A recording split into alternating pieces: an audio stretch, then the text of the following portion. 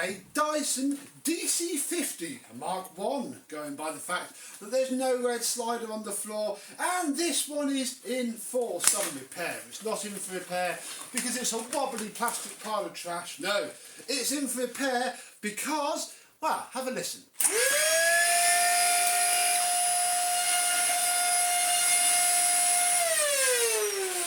Oh, doesn't that sound... Doesn't that sound nice? It has, I mean, it hasn't done its motor in fully, but it's blown a bearing. So, in today's video I have £60 worth of new motor, because that's all you can buy for these, short of a used motor.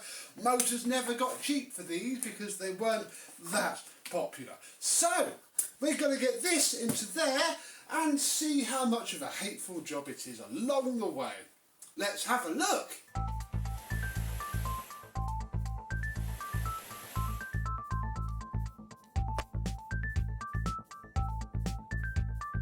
Yes, hello, my vacuum cleaner and Dyson chums. How are you today? Yep, unfortunately, this machine has reached the end of its natural life, and we are going to extend it further in a way that Dyson probably don't want us to, by fitting a brand new motor. But we'll come on to that in a bit, because we do have some way to go before we need that. What we're going to do first is strip the machine down, get rid of the bits that we don't need, which is the hose and the cyclone and the floor head, and we may as well take off this filter as well and get started taking it apart, because yeah, the motor is sadly quite buried. Going to clean these filters up, I think I've got some nice wash ones, because obviously you don't want to go putting dirty filters back in. And yeah, oh dear, we have ourselves some DIY mess. Got my screw card here from DC50's past. Let's get going. Here we go then. Let's crack off the first screw and undo the four which hold the filter cover backing plate on. Oh, I just dropped a screw in the motor. That would be catastrophic if it wasn't for the fact that we can fish it out in a bit. But yeah, do be careful of these four screws, because you can't just tip them out. Sadly, they fall behind a little gap in the motor, so we'll get that back shortly, but that can come off. Then, whilst it's upright, we need to remove these three screws here, which will be buried once we go just a little bit further. Oh, and it's time to change, this time to a T10 from a T15. They're going to be chopping and changing bits a lot today. It is great fun. Swapping back now to the T15 to remove the screw holding the other side of the ball on. There we are, ball shell there. That lifts off. Oh gosh, it's just filthy everywhere. Then we need to take these two screws off this side of the pivot. That removes what I call the white half moon, because, you know, that's sort of what it is when you take it off. Oh blimey, then we take this hose off, come back around to here, I think, oh no, we are still at a T15. These two screws under here, where's the other one? Ah, there it is, under there, which will hold the sliding cover on. So, we have a lot of screws removed now. Look, there we go, we are at that stage. We need to recline the machine, where we can then split that up, and then it should just pop off. Ah, there we go, pop off, staying connected by the wiring, which we're now going to need to remove, the wiring that goes to the floor head. Take a screwdriver and you'll see these two tabs on either side. Give those a little release, try not to stab yourself through the hand in the process. Marvellous, and that should untuck the cables. Ah, come on. There we go. That comes off there.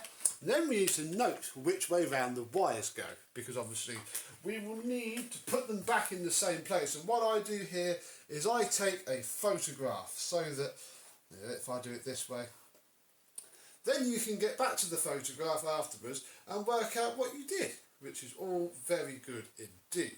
Once that is removed and you note which way the wires go, simply just pull the plugs out of here. We're going to tuck all of these wires back into where they go after this. It's great fun and very fiddly, so do make sure you pay attention. Oh, there's just stuff everywhere already. Right, the next thing to come off is the... my bits are getting so worn out. The PCB cover, which sits here. That should then lift off and we can reveal our PCB, which is another common thing that goes on a DC50. If your brush roll stops working and you found the broken wire and fixed it, or tried a known working head and it doesn't work, unfortunately you will have to change the PCB. Oh look, the screw fell out for the backing plate. That's good.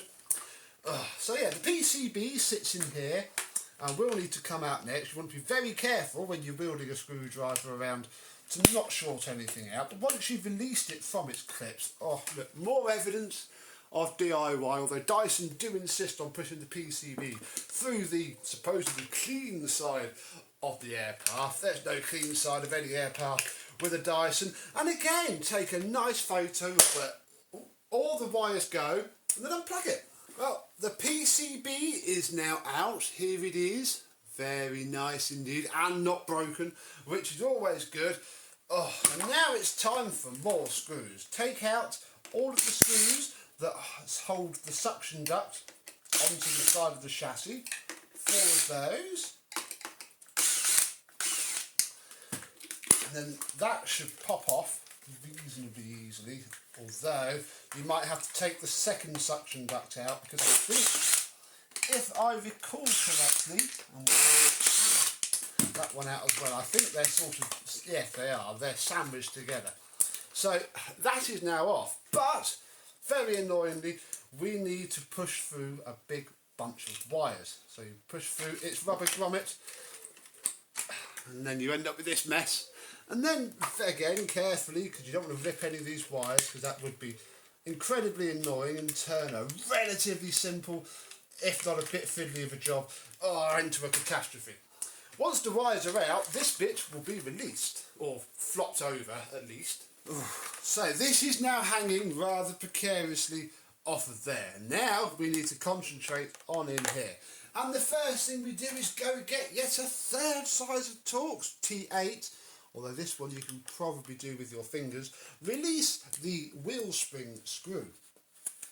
And then that will just pop off of there. And then the wheel assembly will come off. And that's very good because it allows us to get to the motor housing itself. Although we're not quite there yet. We've got to remove the switch for the brush roll. And then pull the wires out of there. And now we can remove these 2 screws here. Goodness sake. And then, yes, there is one big clip on the top there. So we shall release this. Click. And all of a sudden, this part will come off. And the motor will come out.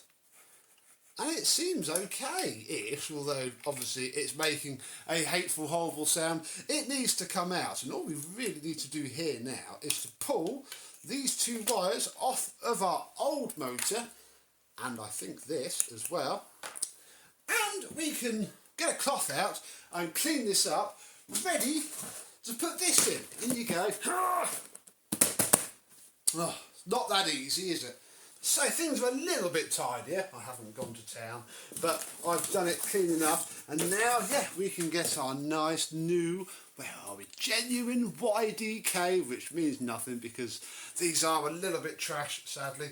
And we can start to put it together. And I've now completely forgotten where the little nubbing goes, so we'll just put that on and hope for the best, really. This is really fiddly because you actually have to do this upside down. The motor sits that way in here, so line it up, get your plugs back in. Again, it'll only fit one way, so you have to orientate it so the white wire reaches, the black wire is a bit longer. Then, again, remembering where the heck everything lines up to, there is a notch there that lines up with this notch here, simply drop in our motor. And in theory, if it stays nice and square and goes in, which this one isn't, it should work. In fact, it's not dropping straight in. I mean, I'm going to take this out and flip it round because it is slightly handed in the sense of where it clips into the bottom. Oh yes, there we go, look, straight in. Lovely jubbly. Simply pop our screws straight back in. One here. And one over here, like so. And then we'll move on to the wet step. With that fiddled into place, and my goodness it is a fiddle, we can snap the rear wheels back on, which isn't too bad because they don't need lining up or anything, they just snap into place. Then we can get our, oh where's it gone? Ah, here it is, T8 back, and simply put the wheel screw back into the wheel spring, like so. Then we can pivot this around, and actually no, before we do that we've got to tuck all of these wires back into place so that we can run the switch back to where it needs to go. Because it's so fiddly, I've just done it, and yeah, all the wires from the motor need to run up through here nice and tight. Then you've got to put the switch into place, making sure it sits that side, and then we can more easily, you've got to still be careful because you can pull the switch out, pop the suction duct back into place, clip it down over there. Oh, and I've noticed this, look, it's falling apart. Oh dear.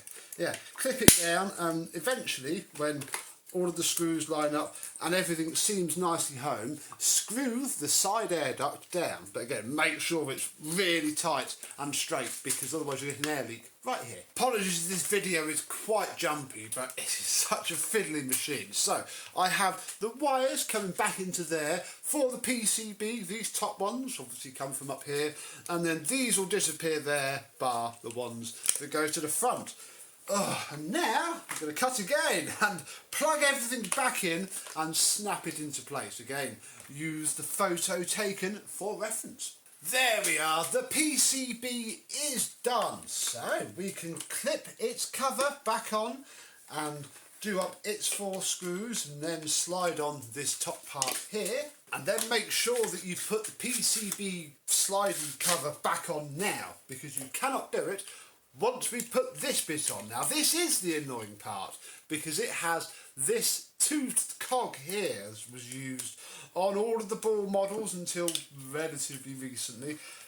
This meshes, where is it, with those cogs there at the bottom of the wheel assembly. Obviously that's what pushes the wheel down, and there's no easy way to say this, it is a fiddle.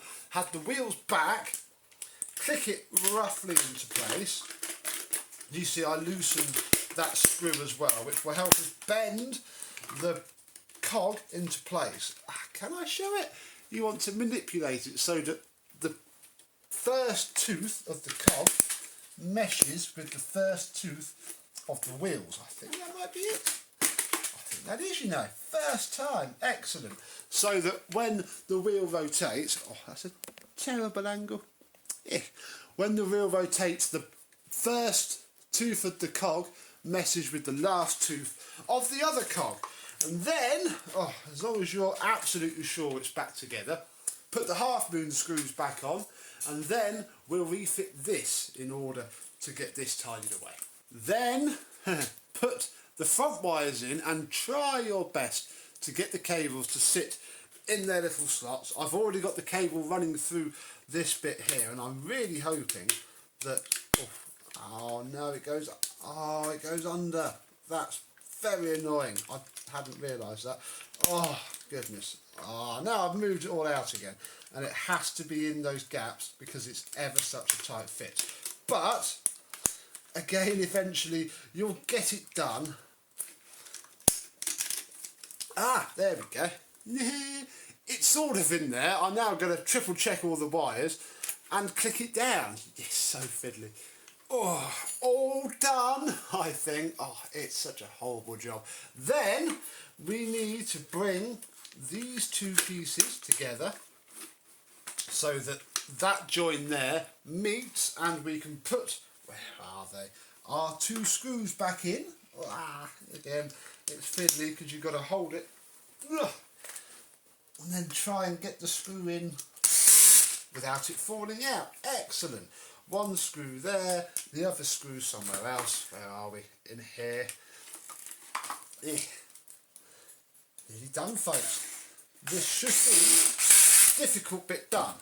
Now, feed the hose through under the wheel and then sort of grab it from the other side and slot it into its gap, and then check that the machine rotates nicely, that this bit moves freely. If it's bound up, something isn't aligned, and it's usually this part, which is why I said make bang sure it's on 100% correctly, because bless them, these things have such little margin for error. If the plastic doesn't slide freely, you've got no chance. Then we can put the 3 screws back in here, which you can only do once you've got the machine fully stood up, right? So again, why it's best to check. Oh, we're getting there. I have just blown out all of the dust from this filter, and it's actually not too bad. Again, these machines just can't cope with fine dust. I think this just blocked itself up quite quickly, and it all blows back out again. It's quite nice, as long as it doesn't ingrain itself into the filter or get damp. So I'll put that back on, turn her over, give the inside dusty wheel a wipe around so it's not all gravelly and scratchy, and then this is the last screw. The screw card is empty. Marvellous. They do help so much. So we can put that on there. I'm not going to touch anything on this because that's not part of the job. We're just going to stick it back into place. Make sure you push the red thing up so it doesn't fall down, which that isn't. Come on. Oh. I think that's good enough. If not, it'll work well enough for a test. Oh yes. Let's see. Oh, push you back a bit, tip you up a bit. Let's see if this works, or if we've forgotten to plug something in or plugged it in wrong. Whee!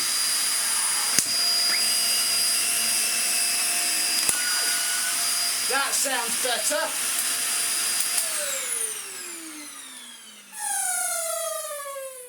Bar the filter still being a little bit squeaky. Oh dear. There is a slight hack for that though.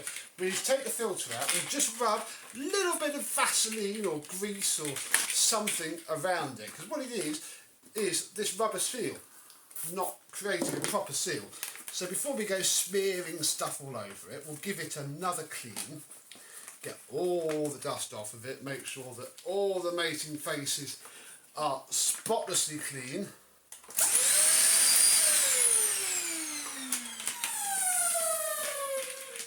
Oh.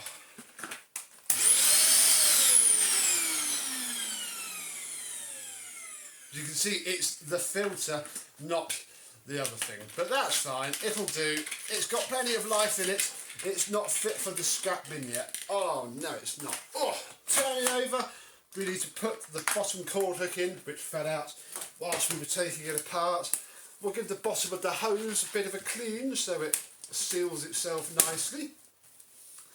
And that just pushes itself in reasonably easy. Let's take it off the wand, because that's what's causing the fun. Come on. It does go in with this cord hook on because it's what sandwiches the cord hook into place, which is why it fell off earlier. Come on. Oh my goodness, what have I don't think the cord hook's sitting quite correctly. Why are you being so difficult? Wow, something's not right. Hang on. Take the cyclone off so the clip can push out a bit before it goes down. I thought it wasn't usually that difficult. That's the thing with Dysons. If it's difficult, you're doing it wrong. They are toys, basically, meant to be assembled in China for minimum wage with little care for the person assembling it. So they are easy. Now we should have good suction. Oh yeah.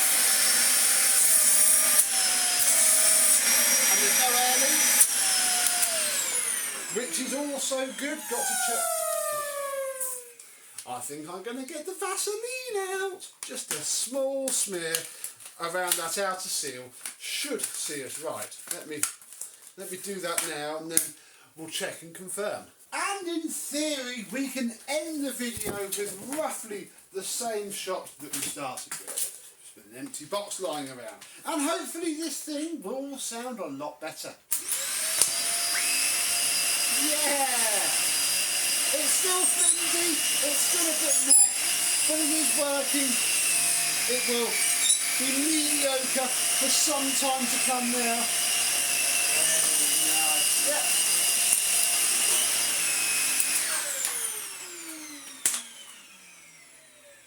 And we've cured our little squeak. So, there we go. Another death by DIY Dyson, all done and cleaned up and ready. I mean, the lady said she'd had it for 10 years. That's why she was willing to pay me the bill to stick a brand new motor in it, because she likes it. And as much as I don't like it, I'm never going to knock anybody else's opinion or, you know, ridicule them for their choice of disgracefully horrible Dyson. The UP15 is a much better machine in every single way. But, hey, this one is now back to new condition. As long as the owner stays away from DIY dirt, which gets right through it and straight into the motor, and then straight into the bearings, which is what destroys them slowly. I mean, it would have run for a while making that sound, but one day it would have exploded. So, best to get it fixed now.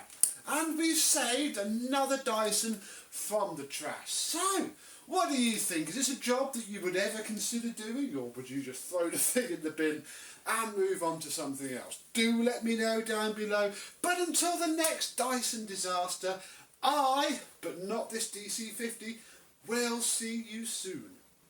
Bye bye.